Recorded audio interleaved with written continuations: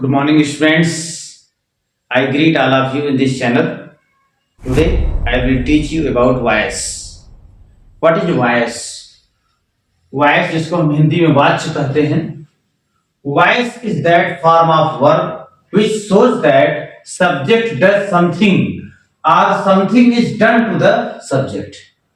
Voice जो होता है वो क्रिया का एक रूप होता है, वर्ब का एक रूप होता है, which shows जो दिखाता है कि सब्जेक्ट डज समथिंग, यानी सब्जेक्ट जो है कुछ करता है. सब्जेक्ट जो है क्रिया को करने वाला होता है. और something is done to the subject, या जो है कुछ किया जाता है सब्जेक्ट के लिए. ये है इसका मतलब. अब इसमें जो है इस तरीके से जो हम वॉइस के देखते हैं तो वॉइस हमारा जो है दो प्रकार का होता है. वॉइस दो प्रकार के होते हैं. एक होता है एक्टिव वॉइस, दूसरा होता है पैसिव वॉइस.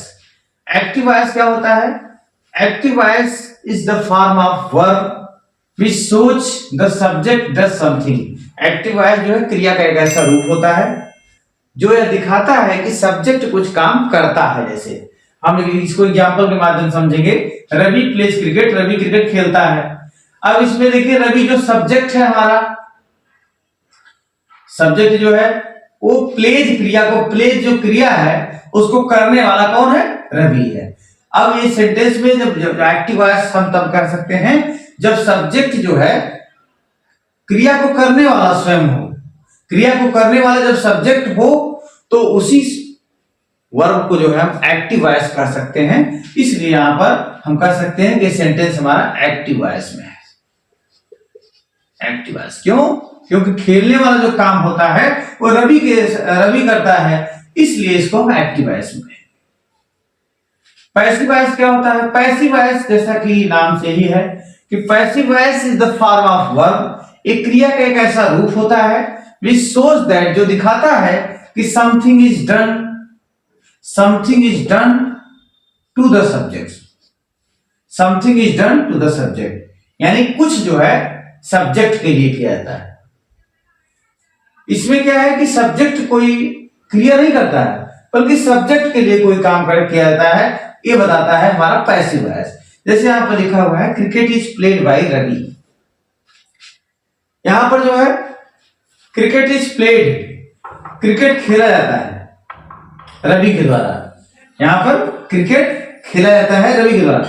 ये जो क्रिकेट शब्द है, समथिंग इज डन, क्रिकेट के लिए कुछ किया गया है, यानी खेलने वाला जो काम है वो क्रिकेट के लिए किया गया है, नहीं कि ये एक्शन करता है. यानी हमारा सब्जेक्ट जो है एक्टिव मोड में नहीं है, इसके लिए कुछ किया जाता है. यानी हम कह सकते हैं कि जो इसमें सब्जेक्ट होता है पैसिव वॉइस में वो रिसीवर ऑफ द एक्शन होता है. वो जो है एक्शन को रिसीव करने वाला होता है. ठीक है, तो रिसीव करने वाला जो होता है एक्शन, यानी ये डायरेक्ट परफॉर्म नहीं करता है बल्कि ये काम जो है इसके जो वर्क होता है इसके ऊपर आरोपित हो जाता है. जैसे क्रिकेट इज प्लेड, क्रिकेट खेला जाता है. एक एग्जांपल के माध्यम से और समझ लेते हैं हम. जैसे English is spoken all over the world.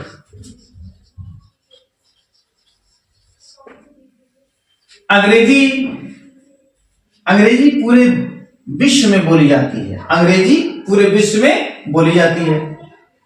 यहां बोलने वाला नहीं है आपका, बोलने वाला एक्टिव पार्ट नहीं है आपका. यानी जो हमारा सब्जेक्ट है इंग्लिश, हमारा सब्जेक्ट इंग्लिश है. समथिंग इज डन, इसके लिए कुछ किया जाता है, ये रिसीव करता है कि अंग्रेजी बोली जाती है. तो एक्टिव पार्ट में हमारा नहीं है, इसलिए जो है अब इसकी क्रिया से पता चल रहा है कि हमारा जो है पैसिव वॉइस में है. तो एक्टिव वॉइस और पैसिव वॉइस का जो अंतर है इसमें यही है कि एक्टिव वॉइस में सब्जेक्ट को वैल्यूएशन दिया जाता है. सब्जेक्ट जो है एक्टिव मोड में होता है, सब्जेक्ट कोई काम करता है, सब्जेक्ट को प्रधानता दी जाती है. और पैसिव वॉइस में जो है, पैसिव वॉइस में सब्जेक्ट जो है किसी क्रिया को परफॉर्म करने वाला नहीं होता है बल्कि किसी एक्शन को रिसीव करने वाला होता है. तो यू कैन से दैट जो हमारा जो एक्टिव वॉइस है, उसमें जो है सब्जेक्ट जो है वर्क को करने वाला होता है, क्रिया को करने वाला होता है। लेकिन पैसिव वॉइस में जो है वो जो है उस एक्शन को रिसीव करने वाला होता है। तो इस तरीके से हम जो है एक्टिव और पैसिव वॉइस को समझ सकते हैं।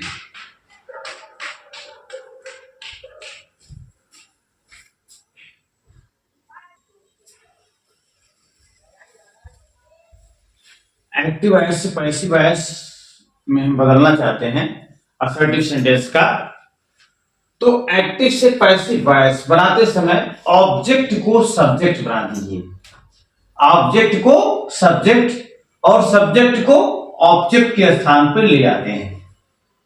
इसमें हम चेंज कर देते हैं, स्थानों का परिवर्तन करते हैं। एक्टिव से पैसिव बनाते समय जो हमारा ऑब्जेक्ट होता है उसको सब्जेक्ट के स्थान पर लाते हैं और सब्जेक्ट को जो है ऑब्जेक्ट के स्थान पर ले आते हैं, और जो ऑब्जेक्ट के पहले प्रायः बाई लगा देते हैं।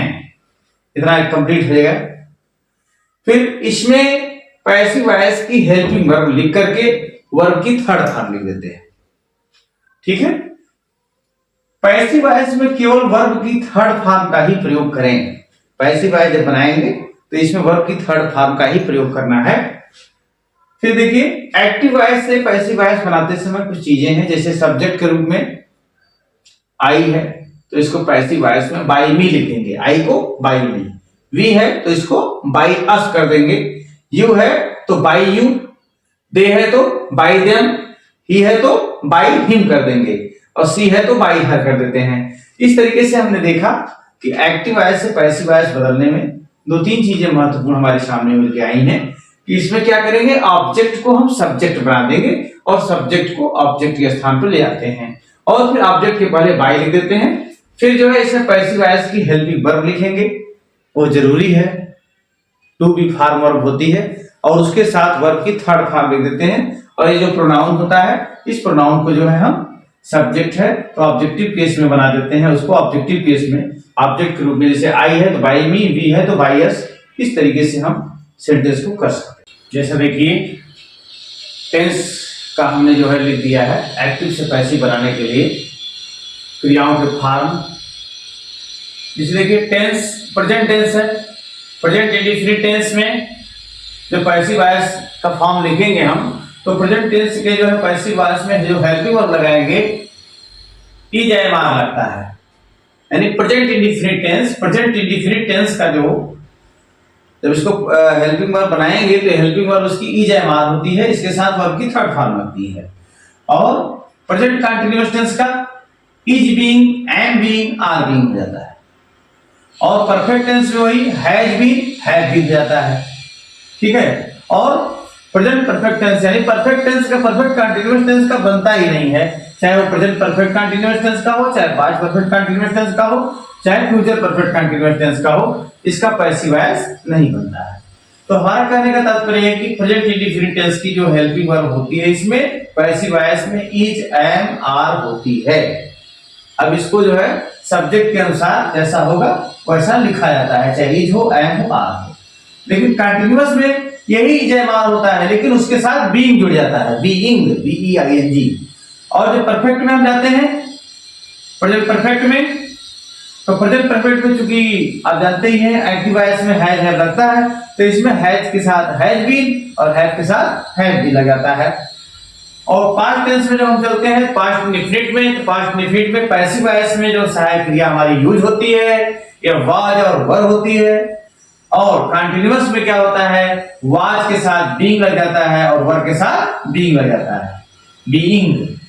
लेकिन जब हम पास्ट परफेक्ट में चलते हैं, पास्ट परफेक्ट में, तो पास्ट परफेक्ट में जो हमारी सहायक क्रिया बनती है पैसिव वॉइस में हैड बीन होती है, और पास्ट परफेक्ट कंटीन्यूअस टेंस का पैसिव वॉइस नहीं बनता है। फिर हम आते हैं फ्यूचर टेंस पे। फ्यूचर टेंस में जो हमारा जो है फ्यूचर इंडेफिनिट है, फ्यूचर इंडेफिनिट की सहायक क्रिया विल बी और शैल बी होती है, इसको याद रखना है कि विल बी और शैल बी। और फ्यूचर कंटीन्यूअस टेंस का जो है पैसिव वॉइस नहीं बनता है। और future perfect tense, future perfect tense में विल हैव के साथ बीन लग जाता है और शैल हैव के साथ बीन लग जाता है। और फ्यूचर परफेक्ट कंटीन्यूअस टेंस का जो है पैसिव वॉइस नहीं बनता है। इसमें हमें एक चीज याद रखना है कि इसमें जब हम एक्टिव से पैसिव वॉइस बदल रहे हों तो मेन इंपॉर्टेंट फैक्टर यह है कि जब हम पैसिव वॉइस बनाएंगे तो वर्ब की थर्ड फॉर्म का प्रयोग करेंगे, ये क्लियर है।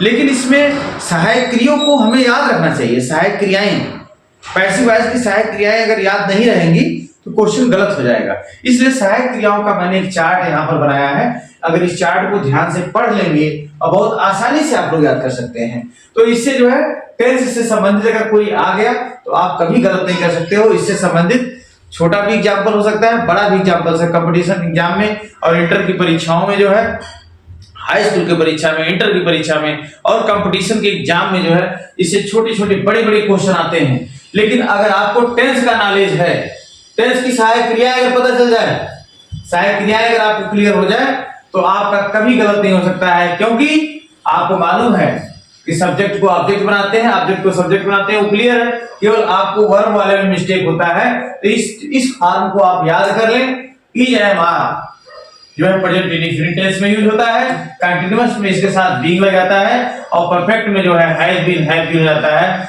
इस तरीके से आप इसको बढ़िया से अगर तैयार कर लेते हैं तो मेरे समझ से कभी मिस्टेक आपको नहीं होगा। अब इसको हम लोग एग्जाम्पल के माध्यम से समझने की कोशिश करेंगे। अब हम लोग थोड़ा सा एक टेंस पकड़ लेते हैं, पहले प्रेजेंट टेंस का। प्रेजेंट टेंस के जो है वो भी प्रेजेंट इंडेफिनिट टेंस का जो है हम बताते हैं। पहले present indefinite, present indefinite tense का जो है हम पहले देखेंगे एग्जाम्पल। जैसे हम कहें, एक एक एग्जाम्पल हम देख लेते हैं असर्टिव सेंटेंस के। जैसे मान लीजिए हमने कह दिया, हाँ अगर नेगेटिव सेंटेंस है तो उसमें नॉट लग जाएगा, बस इतना रहेगा। जैसे हमने कहा Ravi plays cricket, Ravi plays cricket. अब ये जो है देखिए, ये जो हमारा सेंटेंस है रवि प्लेज क्रिकेट, ये प्रेजेंट इंडेफिनिट टेंस में है। अब इसके लिए सहायक क्रिया क्या लगेगी? इज एम आर में से एक लगेगा। अब इसमें ये सब्जेक्ट है, ये वर्ब है, ये ऑब्जेक्ट है। अब इस ऑब्जेक्ट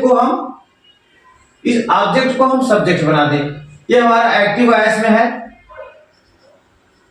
ये हमारा एक्टिव वॉइस में है रवि प्लेज क्रिकेट। अब इसको हम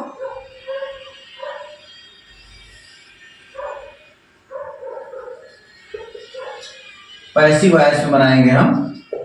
तो हम पहले लिखेंगे, ये ऑब्जेक्ट को सब्जेक्ट बना दीजिए। पहले लिखेंगे क्रिकेट, क्या लिखेंगे?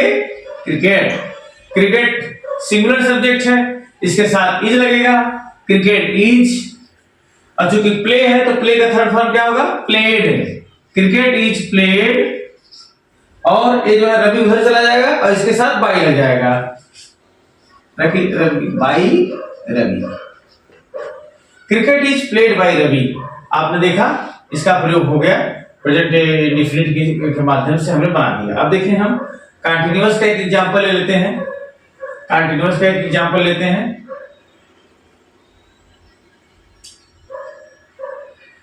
Present continuous,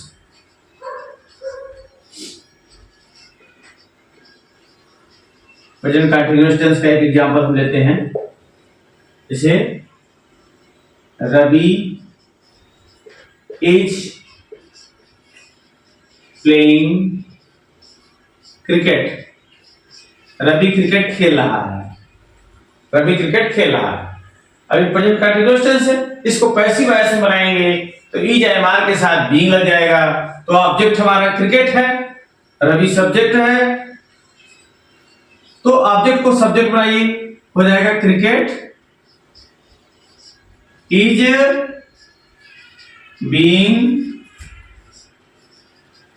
cricket is being played by Ravi. इस तरीके से हमारा ये सेंटेंस कंप्लीट हो गया। Ravi is playing cricket, cricket is being played by Ravi. अब हम प्रेजेंट परफेक्ट का बनाते हैं एक, प्रेजेंट परफेक्ट का, प्रेजेंट परफेक्ट टेंस एक एग्जांपल हम लेते हैं। जैसे हमने लिख दिया Ravi has played cricket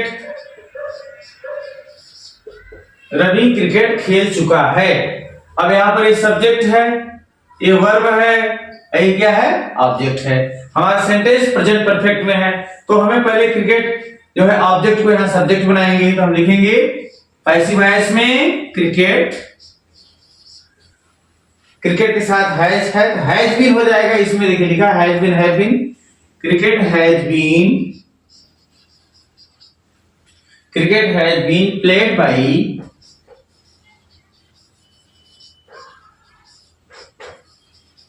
Ravi. Cricket has been played by Ravi. तो हमने देख लिया कि प्रेजेंट टेंस का जो है हमने प्रयास किया कि प्रेजेंट इंडेफिनिट का एक एग्जांपल दे दिया, प्रेजेंट कंटीन्यूअस टेंस का और प्रेजेंट परफेक्ट टेंस का। अब उसके बाद पास्ट टेंस का देखेंगे। जैसे हम देखेंगे पास्ट टेंस का, पास्ट इंडेफिनिट का,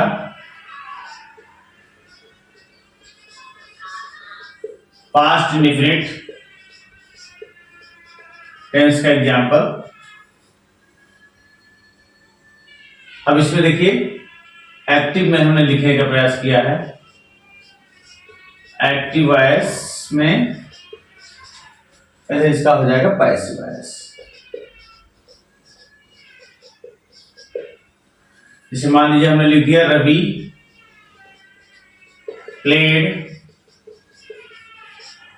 Ravi played cricket, past indefinite है। इसका पैसिव वॉइस में सहायक क्रिया बताया गया है, वाज और वर लगता है। तो हमारा जो है सब्जेक्ट है, ये वर्ब है, ये ऑब्जेक्ट है। यही ऑब्जेक्ट जो है सब्जेक्ट बन जाएगा। तो यहां लिखेंगे हम cricket was played by Ravi. ठीक है, इस तरीके से जो है एग्जाम्पल के माध्यम से हम कर सकते हैं। जैसे हम कहें दे प्लेड चेस, इसका बनाना है तो हम इसमें ऑब्जेक्ट हमारा क्या है, चेस है, तो इसको हम सब्जेक्ट बना लें तो हो जाएगा chess, chess was played by, they का देम हो जाता है, दे का देम हो जाता है ऑब्जेक्टिव केस में। पास्ट इंडेफिनिट हो गया। अब हम देखेंगे पास्ट कंटीन्यूअस टेंस का, past continuous tense.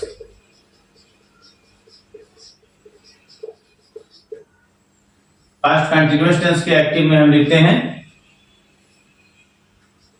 Ravi was playing, Ravi was playing cricket, Ravi was playing cricket है एक्टिव वॉइस में। इसको हम बनाएंगे तो लिखेंगे cricket, cricket was being played, cricket was being played by Ravi. ये सेंटेंस हो गया। फिर हम इसी तरीके से बहुत सारे सेंटेंस बना सकते हैं। फिर हम एक एग्जांपल ले लेते हैं पास्ट परफेक्ट का। Past perfect tense, past perfect का एक एग्जांपल लेते हैं। रवि एक्टिव में Ravi had played cricket, Ravi had played cricket, Ravi cricket खेल चुका था। अब इसमें क्रिकेट है, इसको पैसिव वॉइस बनाएंगे, लिखेंगे क्रिकेट, हैड है तो हैड बीन हो जाएगा इसमें, cricket had been played by Ravi, cricket had been played by Ravi. इस तरीके से जो है बनता चला जाएगा जो है। जैसे देखिए फ्यूचर टेंस में हम देखेंगे फ्यूचर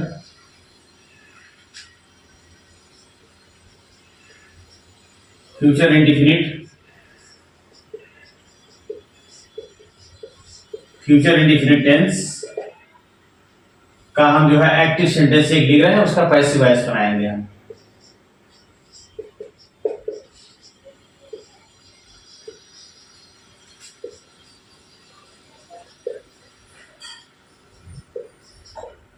जैसे हम लिखें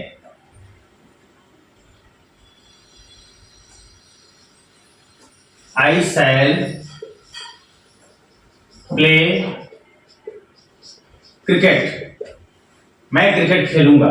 अब इसमें सब्जेक्ट है, इस ए हेल्पिंग वर्ब है, ए वर्ब है, और ये जो है ऑब्जेक्ट है। इस ऑब्जेक्ट को सब्जेक्ट बनाइए, या लिखेंगे cricket.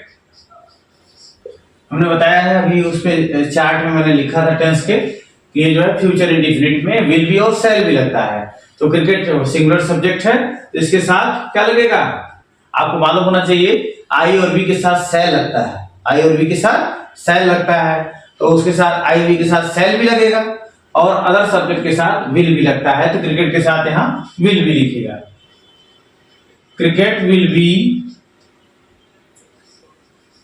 Played, cricket will be played by, I का क्या हो जाता है, मी हो जाता है।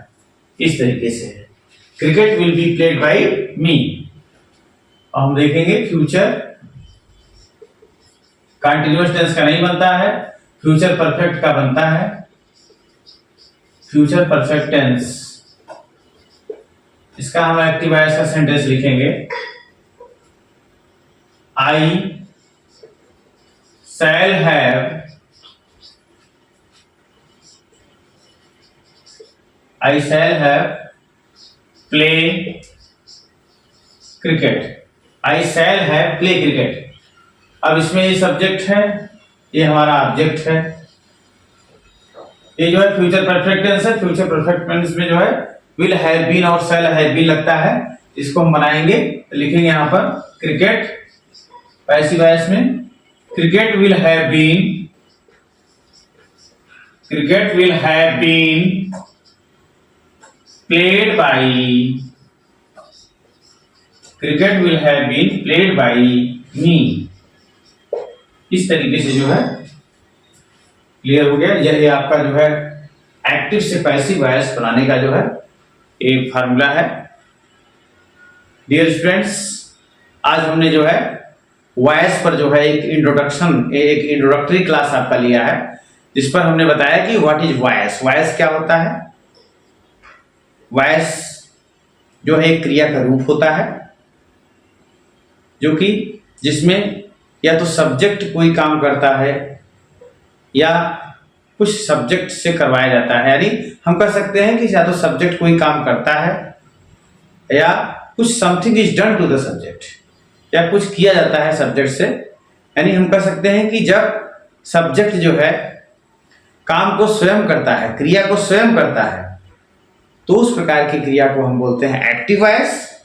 और जब हमारा जो सब्जेक्ट है एक्शन को रिसीव करता है, एक्शन को करता नहीं बल्कि एक्शन को रिसीव करता है, तो हमारा बन जाता है पैसिव वॉइस। और पैसिव वॉइस में सबसे इंपॉर्टेंट बात ये होती है कि हमने पैसिव वॉइस में आपको बता ही दिया है कि इसमें सब्जेक्ट को ऑब्जेक्ट बनाइए, ऑब्जेक्ट को सब्जेक्ट बनाइए, और इसमें हेल्पिंग वर्ब जो है लगाना जरूरी है, और इसके साथ वर्ब की थर्ड फॉर्म लिखना जरूरी है।